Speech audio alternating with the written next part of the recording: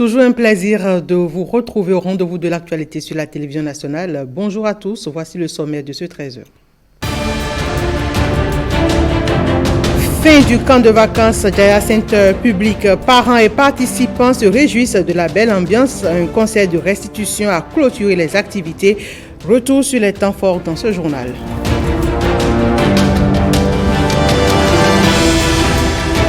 Le programme Rétissé évalue la mise en œuvre des capacités du règlement sanitaire international au Bénin. C'est à la faveur d'une rencontre organisée à Cotonou. On en parle dans un instant.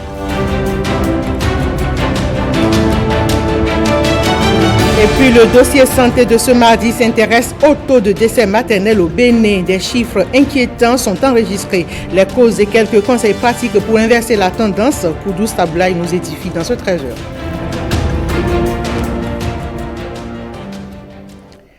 Merci de nous accorder votre attention. Le directeur général des douanes du Nigeria est en visite à Cotonou. Il relance la coopération douanière bénino-nigériane. Une série de discussions à son agenda de Cotonou, à savoir sa rencontre avec le directeur général des douanes du Bénin, puis des visites de différentes entités de la chaîne douanière. Sur leur trace, Jennifer Sativi et Benol Djogui.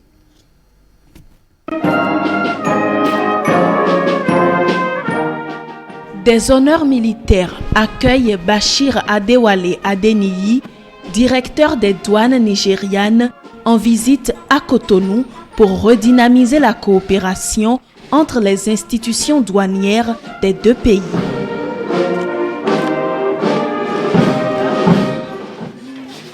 Un tête-à-tête a permis aux deux directeurs généraux d'aborder la question du développement des échanges commerciaux entre les deux pays tout en luttant contre les actes frauduleux. S'ensuit une série de visites de la délégation. Elle s'est rendue en premier lieu dans les locaux de la Web Fontaine, le guichet unique du commerce extérieur. Cap a ensuite été mis sur Béné Control, où la délégation a pris connaissance du système de scanning et de tracking des marchandises. Le port autonome de Cotonou est le dernier site à avoir accueilli la délégation pour le compte des visites. Sur les lieux, le directeur général des douanes nigérianes s'est imprégné du fonctionnement de la logistique mise en place pour faciliter les transactions. Les visites achevées, la délégation a rencontré les opérateurs économiques et commissionnaires en douane agréés. Cette visite du directeur général des douanes nigérianes, il faut le signaler, est la première après sa nomination. Il en a profité pour échanger donc avec les opérateurs économiques et les commissionnaires en douane agréés. Des échanges pour se pencher sur les attentes des acteurs économiques rompus au marché nigérien. Cette rencontre est l'une des plus attendues des opérateurs économiques et des commissionnaires en douanes agréés au Bénin. Ces acteurs, maillons essentiels de la chaîne des échanges commerciaux, face aux directeurs généraux des douanes du Nigeria et du Bénin, se sont exprimés sans langue de bois. Ils ont fait part de leurs doléances pour une meilleure collaboration entre les deux pays voisins, ce qui a obtenu écho favorable. Si nous nous avons réunis justement, c'est parce que nous voulons beaucoup mieux profiter du potentiel qu'il y a entre les deux pays. S'il y a des contraintes, des goulots d'étranglement qui affectent ces potentiels-là, il faut que nous travaillions à les lever. Et c'est tout le sens de la rencontre que nous avons. Nous avons pris bonne note. Nous ne pouvons pas forcément vous donner toutes les réponses tout de suite, mais nous allons nous concerter en administration, les deux administrations, pour pouvoir vous revenir. Les présidents Patrice Talon et Bola Ahmed Tinubu ont montré la voie à suivre et la priorité sera accordée à la coopération économique entre les deux pays. Le plus important sera la levée des barrières à nos deux frontières.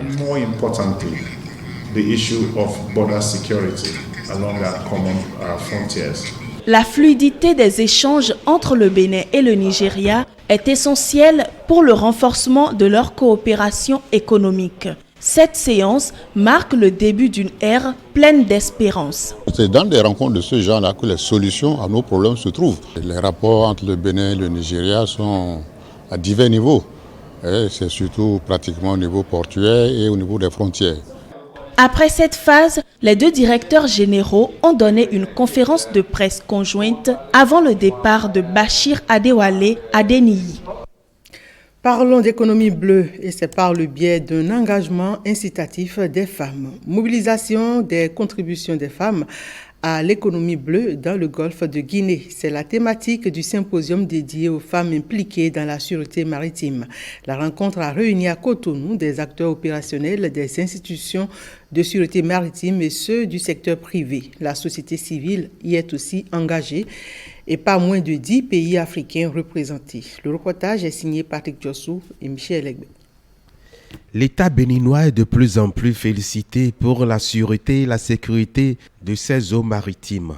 En témoigne encore ce symposium international qui a réuni 10 pays africains autour du thème « Mobilisation des contributions des femmes à l'économie bleue dans le golfe de Guinée ». Permettez-moi de féliciter toutes les femmes ici présentes qui ont choisi de se consacrer à des carrières dans la sécurité et la sûreté maritime.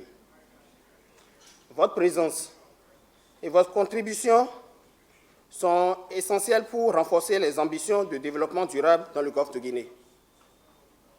C'est donc avec une immense fierté que la préfecture maritime du Bénin vous accueille et vous souhaite la bienvenue en ces lieux à quelques encablures de la statue de l'Amazone, symbole tout aussi de vaillante guerrière du développement durable que vous êtes. Un symposium dirigé par le commandant du KIPTC, le Centre international Kofi Annan de formation au maintien de la paix. C'est un symposium qui s'inscrit dans le cadre d'un partenariat entre le gouvernement du Danemark et le KIPTC est organisé au titre du projet Réponse intégrée aux menaces à la sécurité et à la sûreté dans les domaines maritimes du golfe de Guinée, en Afrique de l'Ouest et en Afrique centrale qui s'attend de 2022 à 2026. Diverses recommandations serviront à améliorer la participation des femmes à la sécurité et à la sûreté du golfe de Guinée, surtout de son espace maritime. Mise en œuvre des capacités du règlement sanitaire international. Une évaluation s'est ouverte à Cotonou. Elle est organisée par le programme Rédissé Bénin et va permettre d'améliorer la sécurité sanitaire au Bénin. Le point avec Fifamé Okoundé et Simon Vignon. Le développement exponentiel des voyages dû au commerce international augmente le risque de propagation des épidémies. Notre région a connu entre 2014 et 2016 une épidémie de fièvre hémorragique à virus Ebola qui s'est rapidement propagée. Et plus récemment, nous sortons de l'épidémie de la pandémie Covid-19 qui, elle aussi, a fait environ 7 millions de décès à la date du 2 juillet. En réponse à cette problématique sanitaire, 196 pays à travers le monde ont convenu de mettre en œuvre le Règlement sanitaire international RSI 2005. Les acteurs impliqués dans la sécurité sanitaire se sont alors réunis pour procéder à l'état des lieux de la mise en œuvre du RSI au Bénin afin d'envisager les actions correctrices nécessaires. Malgré les résultats satisfaisants obtenus dans les différents programmes d'éradication de la poliomyélite, l'élimination du trachome, la rougeole et du tétanos néonatal, ainsi que les efforts fournis pour contenir la fièvre jaune, le profil sanitaire du Bénin reste caractérisé par une morbidité non négligeable en ce qui concerne les maladies transmissibles à potentiel épidémique. Le gouvernement du Bénin a pris la mesure de la situation et fait du renforcement du système de surveillance, de prévention et de lutte contre les épidémies une priorité dans son programme d'action.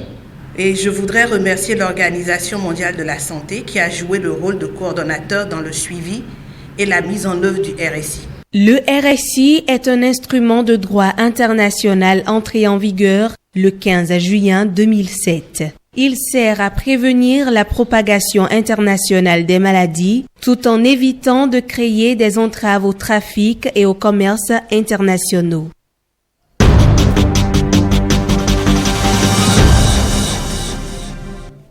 Sujet préoccupant, le décès maternel au Bénin. 391 décès enregistrés pour 100 000 naissances. Des chiffres qui inquiètent. Comment inverser la tendance? La question a fait l'objet d'échanges entre praticiens sur l'une de nos émissions plateau et certaines causes de ce phénomène ont été relevées. Suivez la substance dans cet élément que nous propose Koudou Saboulaye. Une femme enceinte qui a suivi normalement et sa grossesse a toutes les chances d'accoucher normalement, sans risque. L'idéal qui contraste avec la réalité. Les statistiques sont alarmantes. Pour 100 000 naissances au Bénin, 391 mères décèdent. Il faut que le taux de décès maternel au Bénin, qui est actuellement de 391 pour 100 000 naissances vivantes, vraiment, on n'a qu'à tout faire pour diminuer ça. Le réseau des sages-femmes du Bénin tire la sonnette. Lorsqu'une femme qui vient donner la vie, la perd, je ne sais pas, si on s'imagine le drame. La problématique abordée en émission plateau a permis de mettre le doigt notamment sur les causes de ce phénomène. Et les 3 retards qui emmènent au décès d'une femme qui vient pour accoucher. Le premier retard, c'est la décision. La décision de dire, ça y est, elle est en travail, il faut qu'elle se rende à l'hôpital. C'est le premier retard. Le deuxième retard, c'est l'accessibilité, comme elle vient de le dire, l'accessibilité géographique, d'où elle doit partir pour se rendre à l'hôpital. Et le troisième retard qui nous incombe, nous, personnel de santé, c'est la dame arrive, il n'y a rien, il faut produire l'ordonnance pour que les parents puissent aller acheter.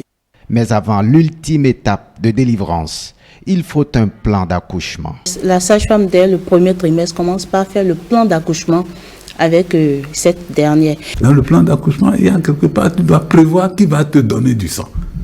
C'est important que l'on évoque ça. D'accord. Qui va donner du sang à la femme qui part pour accoucher. C'est très important. Mais le sang est un facteur limitant pour tous les soins qu'on peut donner dans un centre de santé de référence. On ne sait pas de quelle quantité de sang la femme peut avoir besoin quand elle est en train d'accoucher.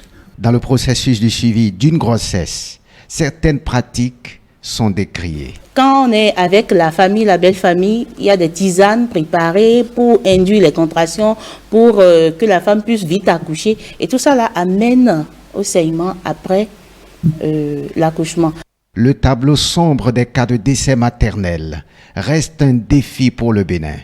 La courbe qui indique 391 décès pour 100 000 naissances vivantes doit être inversée, au moins à 70 décès d'ici à 2030.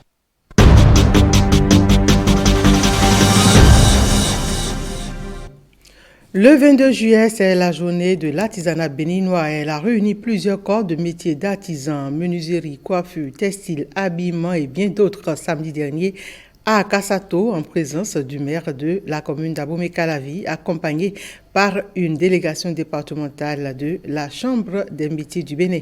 Suivant le reportage de Adi Diawassi, présenté par Satyoudine Obelakou.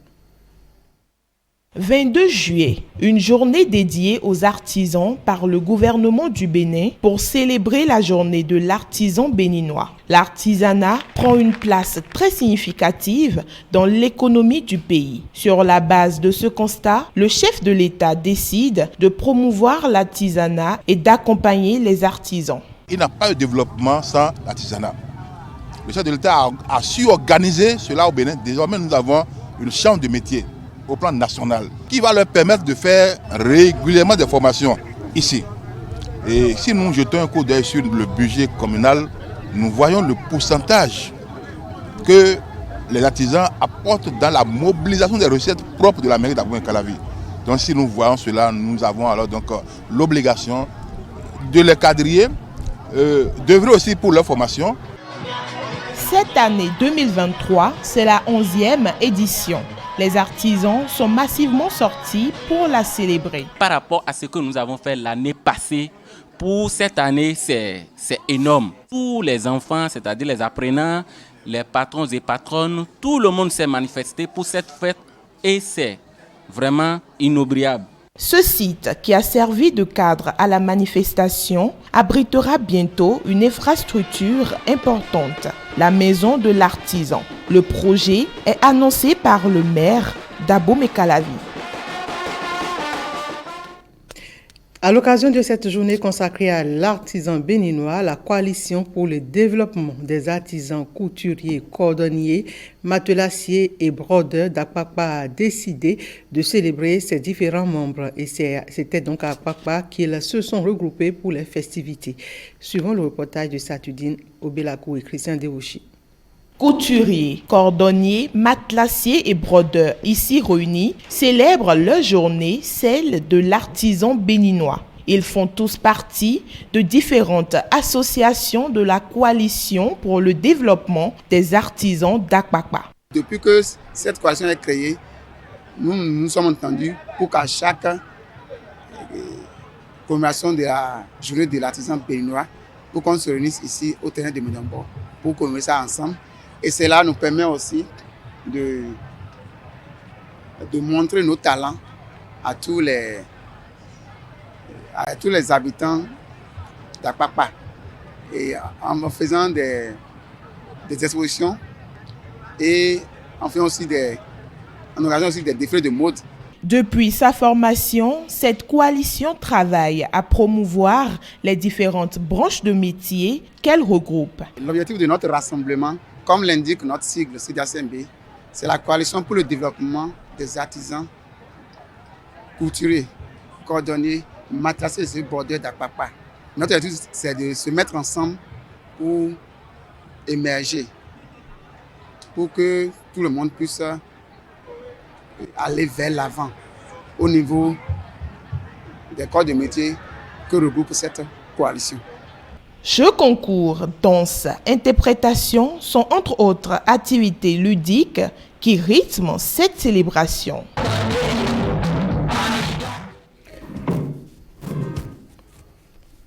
C'est ouvert. Accusés, quels sont vos noms, prénoms, date et lieu de naissance? Par certains d'arnaques de toutes sortes, la justice se montre sans concession. Exemple de cet agent commercial condamné pour abus de confiance. Il a été jugé au tribunal d'Abomey Calavi le jeudi 13 juillet dernier. Le prévenu détourne les fruits de la vente de boissons que lui confie son patron, mais récolte lui aussi une condamnation à payer le prix fort, une amende de 6 millions de francs CFA. Retour sur cette affaire avec Rebecca Kendiaoundé et Fawaz Din Olaonipekou. Le prévenu était chargé dans l'exercice de ses fonctions de récupérer les produits de la Somebra auprès de son patron, les vendre à des clients et retourner les sous.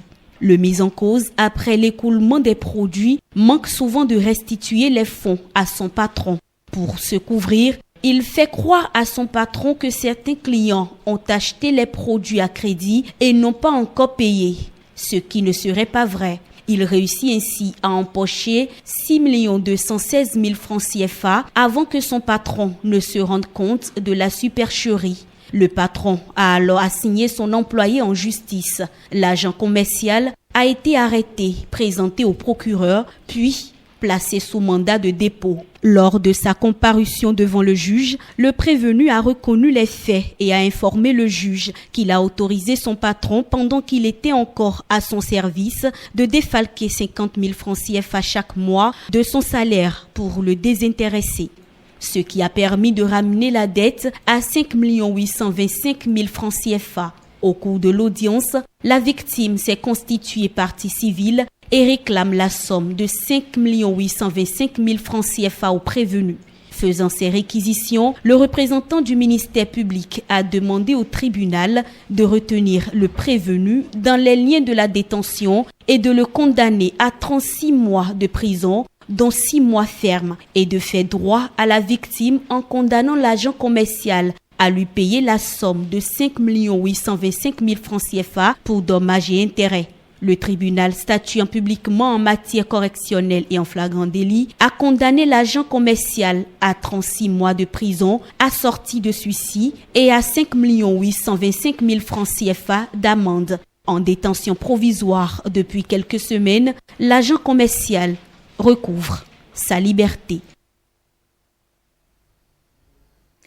Ce samedi 22 juillet 2000, Jaya Center à Révier, près de Cotonou, a clôturé ses activités de vacances utiles avec un concert de restitution donné par les jeunes qui ont participé au programme.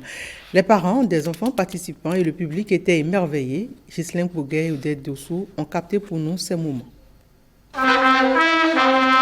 C'est l'histoire de la petite Priska 3 ans, de Cyrus 5 ans et de toute une bande qui sont à la fin d'un séjour à Jaya Center pour un camp de musique. À Jaya Center ici, 2 semaines durant, ils ont appris la théorie musicale. Le do, le ré. Des instruments à vent comme les flûtes, à cordes comme la guitare et le violon, en bois comme le saxophone, à touches comme le piano et autres, et la percussion et la voix, premier et primordial instrument.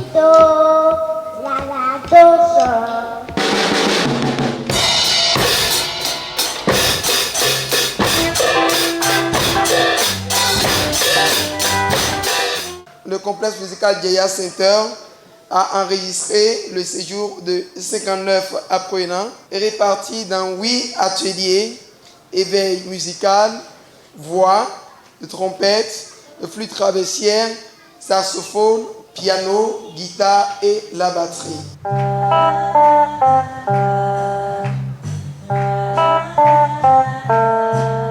Lionel ici au piano a fait venir sa mère, qui elle est à la voix.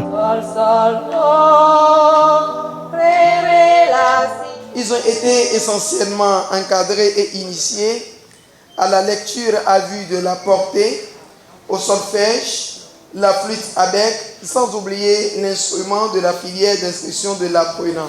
Cyrus a démontré qu'il a le rythme dans les gènes. Et cette mère de famille venue de Boycon est restée émerveillée devant ses enfants dans cet orchestre d'amateurs qui fait danser le public. Le rendez-vous est pris pour l'année prochaine. Avant-première du film L'Argile, un long-métrage du réalisateur béninois Arcade Assogba, l'événement a connu la présence de plusieurs acteurs du monde culturel et de certaines personnalités politiques au Centre culturel artistique Africa. C'est une production cinématographique typiquement béninoise avec des acteurs de renom qui ont exécuté un scénario assez original. Lénaï Kagwazaou. Ah, Ludivine, la divine, la fée argile, l'orfèvrerie faite femme. Ludivine est la coqueluche du village. Fantasme de tous les hommes, elle attend un bébé d'un vieil oisif qui passe ses journées à l'ombre d'un fromager. John réussit à détourner le cœur de la bellissime et vit avec elle une parfaite romance. Matérialiste, la belle convoitée finit par accepter les avances de Diplodocus qui l'arrache à John. Moi, je n'ai jamais eu peur par rapport à un personnage, me dire est-ce que ce personnage va avec ma réputation? Non, ça n'a jamais été mon souci. Un personnage, je l'incarne, je lui prête mon corps. Voilà. Coup d'essai, coup de maître. Arcade Assogba livre aux cinéphiles son premier long métrage, un chef-d'œuvre. Produit par Jean Odoutan, ce film est un bel hommage posthume rendu au professeur Roger Gbeyonvi, dont les talents d'acteur y sont révélés. Mon vœu le plus cher, c'est que le film soit vu et qu'il soit vu partout. C'est un film qu'on a fait avec nos tripes, qu'on est allé chercher dans les viscères. Et on n'a pas été payé pour ça. Personne particulièrement n'a été payé pour ça. Et donc nous voulons le montrer. Nous voulons faire acte de générosité en l'envoyant partout. Un grand bravo aux réalisateurs, aux acteurs qui ont souffert le martyre pour porter ce film jusqu'à nous. Si on a mis 10 ans pour en arriver à l'avant-première de la projection, ça dit tout. Marcel Padé, Akala Akambi, Eliane Chagas, Carole Lokosu, Didier Nasser Gandé, tous y sont, fruits d'une collaboration entre l'ancienne génération et la nouvelle.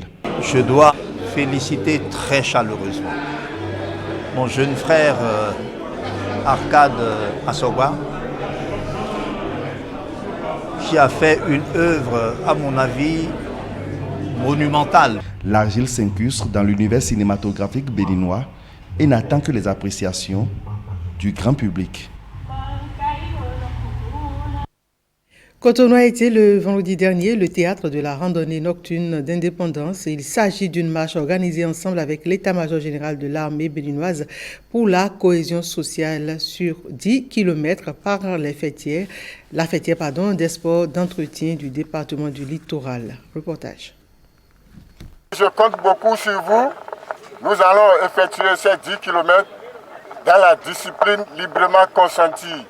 Le président de la Fédération nationale Sport pour tous donne ainsi le top de la marche. La colonne se dirige vers le carrefour de la loterie nationale et le port de Cotonou.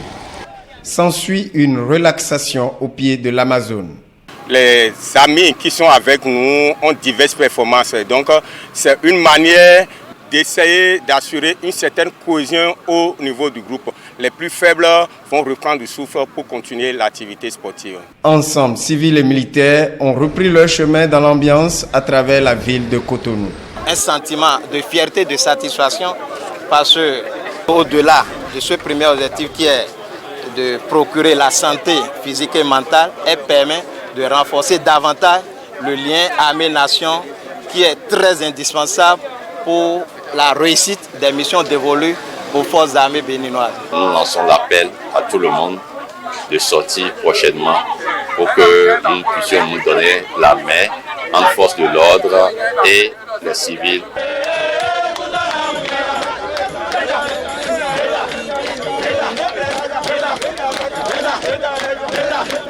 Les militaires sont contents, les civils le sont également.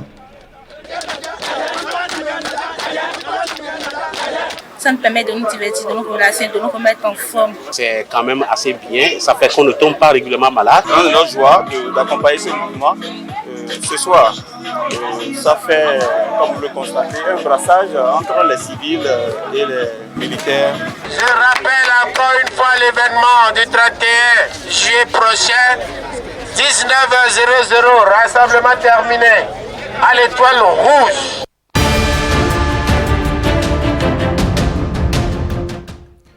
Au Sénégal, opération des pompiers après que 14 corps ont été retrouvés sur une plage de Dakar. En France, Macron arrive en Nouvelle-Calédonie sur fond de bras de fer institutionnel pendant que l'Ukraine affirme avoir libéré en une semaine plus de 16 km² dans l'Est et le Sud. Satudine Obelagou. La gendarmerie et les pompiers sénégalais interviennent sur la plage de la mosquée de la Divinité à Dakar après qu'au moins 14 corps y ont été retrouvés. Des plongeurs de la gendarmerie scrutent encore les eaux à la recherche d'autres corps.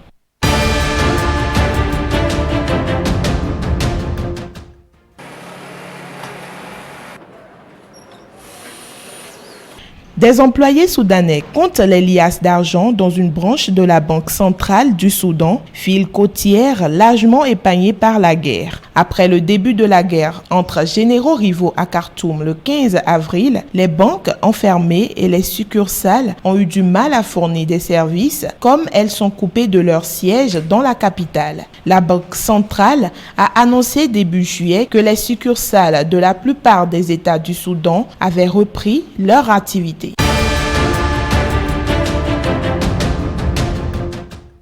Emmanuel Macron arrive en Nouvelle-Calédonie pour débuter une tournée d'une semaine dans le Pacifique, au cours de laquelle il doit se pencher sur le casse-tête institutionnel du territoire outre-mer sur fond de menaces de boycott d'une partie du camp indépendantiste. Vous avez raison de dire que les 3 référendums n'ont pas tout levé. Ils ont permis de clarifier une réponse qui était attendue. Et donc maintenant, ils ancrent dans la durée la Nouvelle-Calédonie avec la France dans la République Et cela suppose ensuite de travailler sur des sujets politiques, des sujets institutionnels, des réformes de la Constitution. J'aurai l'occasion de m'exprimer sur cela. J'aurai des annonces à faire en particulier pour nos militaires qui viendront démontrer justement l'importance de ce territoire, sa projection en Indo-Pacifique et notre volonté de nous investir dans le projet que j'avais pu décliner d'ailleurs il y a 5 ans ici même en Australie et en Inde, tout au long de l'année 2018.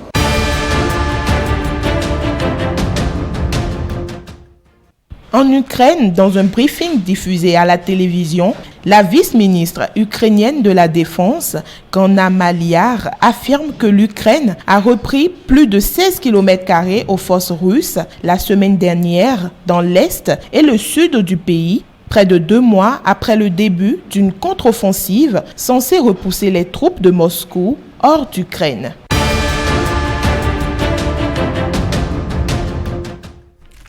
Et ce 13h se referme ici. Merci mesdames, messieurs pour votre aimable attention.